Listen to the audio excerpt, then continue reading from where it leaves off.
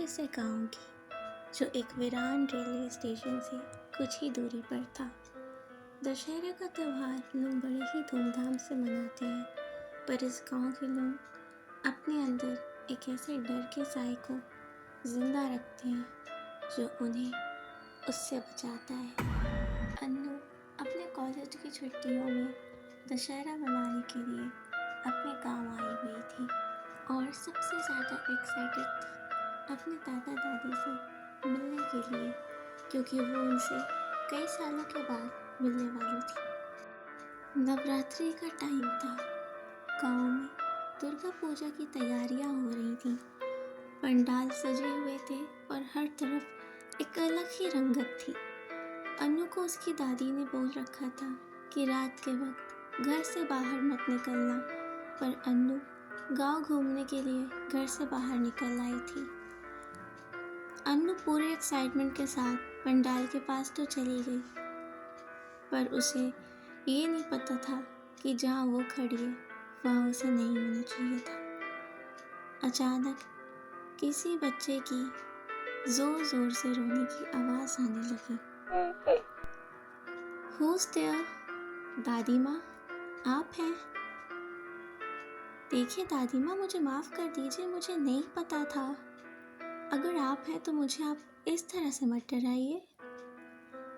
अचानक से अन्नू को ट्रेन की आवाज़ सुनाई देने लगी, पर ये ट्रेन की आवाज़ जहाँ से आ रही थी वो स्टेशन बहुत पहले ही बंजर हो चुका था।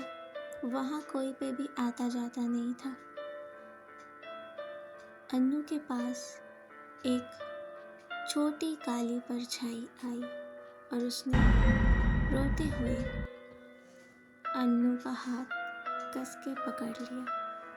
देखते ही देखते वो परछाई की शक्ल एक डरावनी बच्ची में बदलने लगी। अन्नू जोर से चीखते हुए अपने घर की ओर दौड़ने लगी। उसने रोते हुए घर जाकर सबको बताया जो भी उसके साथ उस जगह, उस पंडाल में हुआ था।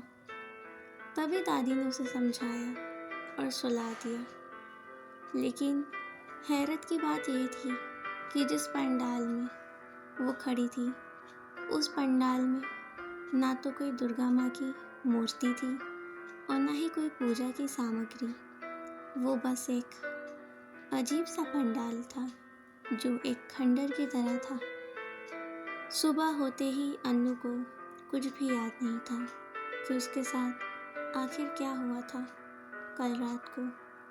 कहा जाता है कि एक छोटी बच्ची की आत्मा ज़ोर ज़ोर से रात को रोती है और लोगों से अपने माँ बाप के बारे में पूछा करती है, क्योंकि आज से कई साल पहले उस गांव में एक बच्ची थी जिसे एक दुष्ट तांत्रिक ने किडनैप करके इसी दुर्गा पूजा के पंडाल में बलि दे दिया था।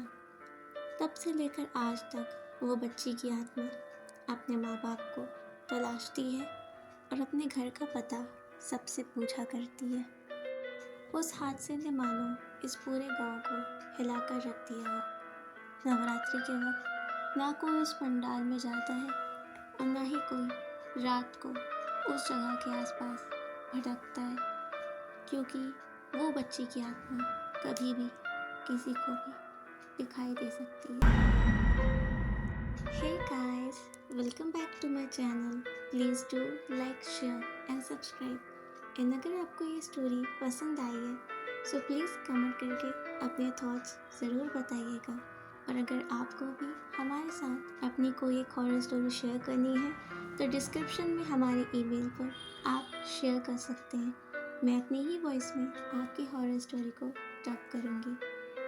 और आने वाली हॉरर वीडियोस के लिए बेल आइकन को प्रेस करना मत भूलिएगा। और मिलते हैं एक नई ऐसी ही हॉरर स्टोरी के साथ। Till then, bye.